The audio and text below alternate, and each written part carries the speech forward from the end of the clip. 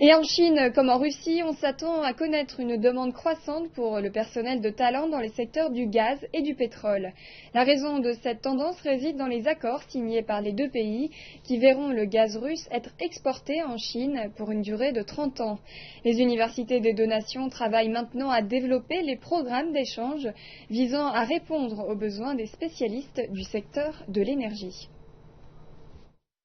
L'université russe Goubkine du pétrole et du gaz accueille quelques 300 étudiants chinois.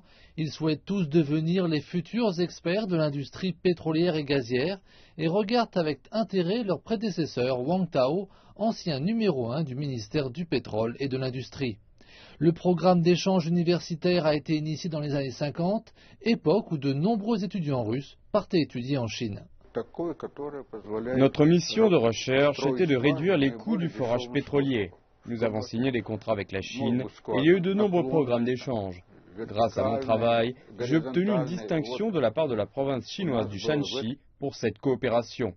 J'ai même reçu un cadeau de sa part. Oleg Markov avait été envoyé à l'université du pétrole de Chine orientale lors d'un échange étudiant dans les années 50. Après ses études et avant de retourner en Russie, il a enseigné à l'université du pétrole de Xi'an.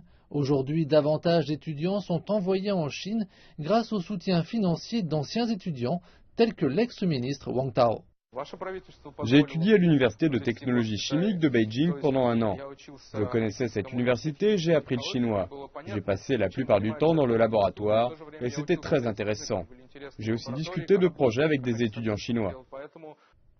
L'université russe Goubkine du pétrole et du gaz met actuellement sur pied un programme d'échange permettant de former des étudiants en maîtrise avec l'université de Beijing et l'université chinoise du pétrole.